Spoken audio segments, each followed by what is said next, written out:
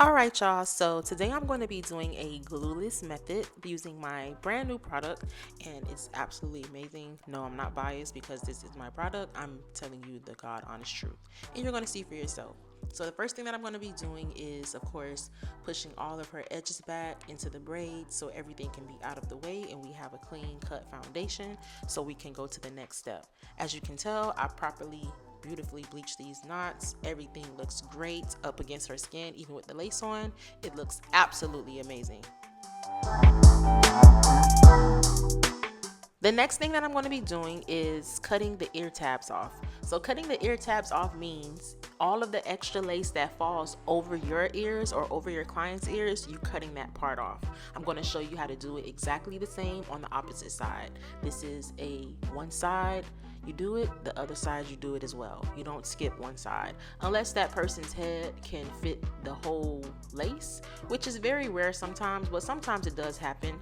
You don't have to cut any ear tabs off. Maybe the wig is small, maybe their head is bigger than the wig. Either way it goes, this is a step that has to be done if you want a realistic install, because realistically, no, your hair does not go all the way down past your ears unless it's your sideburns, which still is not the same amount of hair that's in this lace. Before we start putting any product, I want to make sure that this hairline is plucked to perfection. And when I say perfection, I don't mean that I want to bald head this lace. Like, I don't want to take all the hair out of it and then she's never going to be able to re-wear it, put it on again daily. Like, no.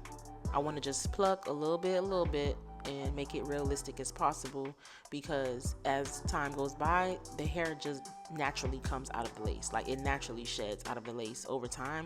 So I don't like when people overly pluck to where it's like super thin. That's not what a stylist would do. That's what a wig person would do who's not really educated, but that's a video for another day. Don't worry, I'm gonna drop all the gems. I'm gonna get y'all right. I'm gonna make sure y'all clients never have any complaints. But with this glueless method, this glueless product, all you're gonna do is make sure your client is holding the wig exactly where it needs to lay, and then you're gonna spray the product on top of the lace. You can spray the product on the bottom of the lace. I will do another video showing the different ways to use this product, but in this particular video, I sprayed it on top of the lace, wrapped the band down on top of it, and then I just did a few touch-ups where the lace was probably lifting a little bit, and I just sprayed it, used my comb and the blow dryer to hold it down, and it came out so perfect, which you're going to see in the next clip.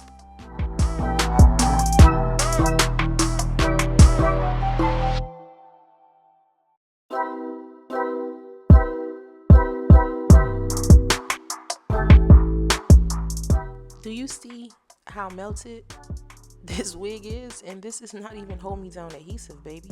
We literally sell melt in a bottle. Melt in a bottle. Are you seeing this? Get into it. But nah, I love you guys so much. Thank you so much for the support. But besides me loving this product, I absolutely love you guys who genuinely consistently watch my videos.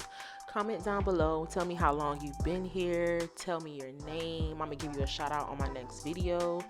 And right now, as you can tell, I'm just doing the process repetitively. Like, I'm spraying little by little, and whatever areas that need to be tacked down, whatever areas are not fully blended, I'm just spraying a little bit at a time using the end of my comb, my blow dryer, so it can all dry and set properly, and it's going to be stuck down, like stuck.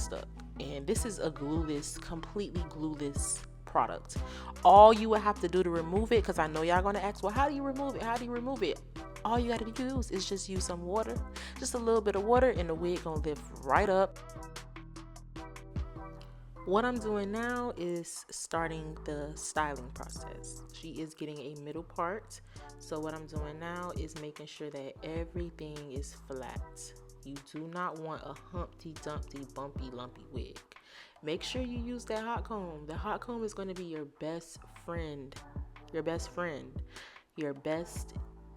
friend ever during your styling processes. If you don't have a hot comb, get you one. And if you got a hot comb and it ain't getting hot enough, you basically don't got one, so get you a new one.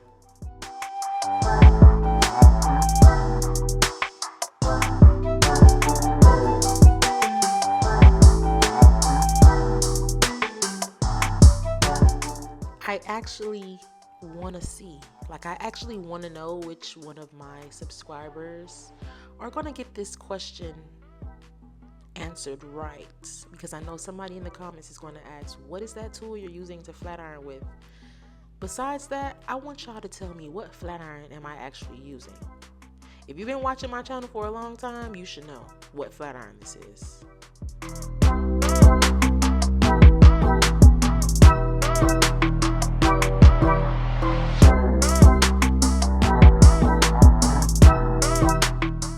After I finish flat ironing her hair, I'm going to clean up the parts.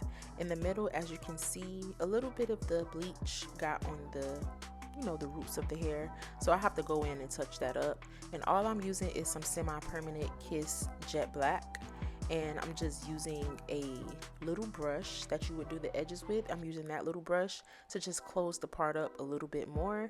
After I do that, I'm going to go in with some lighter toned makeup to create her part. And after we do that, the style is pretty much finished. Now what I'm going to be doing is just showing y'all the durability of the holding spray and how well it melts. Like, it literally looks so natural.